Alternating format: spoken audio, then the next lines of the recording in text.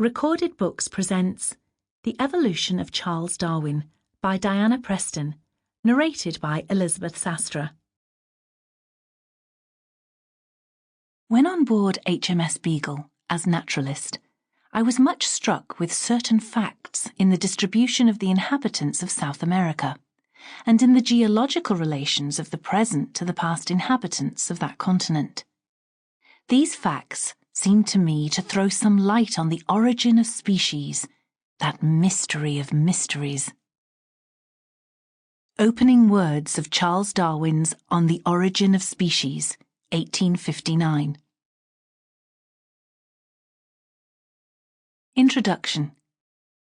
In the early afternoon of December the 27th, 1831, just beyond the breakwater of Plymouth Harbour, a tall, ruddy-complexioned, grey-eyed young man transferred from a small yacht to HMS Beagle, after enjoying a convivial last lunch ashore.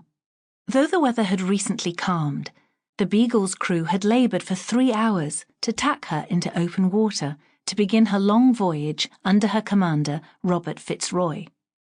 His demanding mission was to survey the coast of South America from Buenos Aires to Lima and complete a circumnavigation of the world, taking longitudinal measurements, as well as returning to Tierra del Fuego 3 of its inhabitants he had virtually kidnapped on the Beagle's previous voyage and brought to England. The new arrival, clambering aboard the Beagle, was the expedition's supernumerary and self-financed gentleman naturalist, 22-year-old Charles Darwin.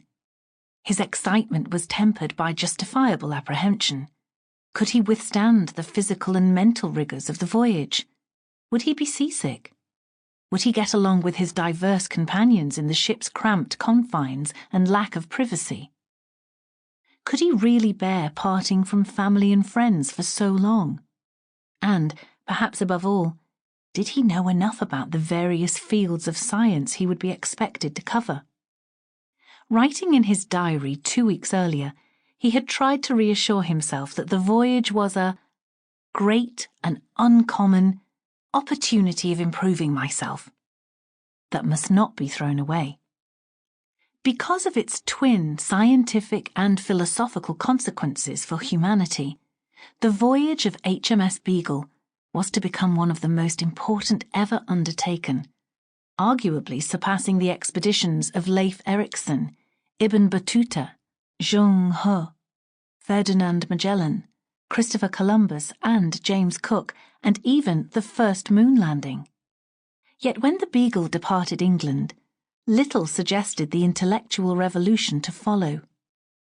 Charles Darwin was a conventional young man, but as the voyage progressed, he began to develop unconventional ideas.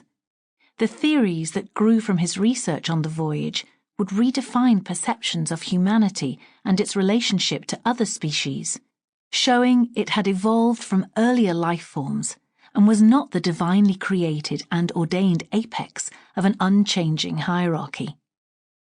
Darwin's thinking would consign the first chapter of Genesis, and with it Adam and Eve, to a mythological limbo, though he would never become a declared atheist himself. At the time, Darwin would have appeared an unlikely radical thinker. From a wealthy middle-class background, he was, by his own admission, comfortably used to being the focus of family attention, not least from his devoted sisters. He had accepted his medical doctor father's prescription for his unfocused son of a quiet life as a country parson until unexpectedly offered the opportunity to sail on the Beagle.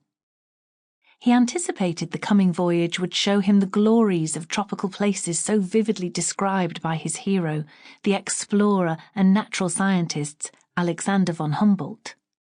Sociable, usually good-natured and eager to please, Darwin was well suited to fit in on a small naval vessel. His uncle Josiah Wedgwood II, son of the founder of the Wedgwood potteries, had already spotted that Darwin was a man of enlarged curiosity. Yet to many who knew him, the likeable young man, installed with his books and microscopes aboard the Beagle, did not seem out of the ordinary. Indeed, Adam Sedgwick, Cambridge University professor of geology, thought Sample complete. Ready to continue?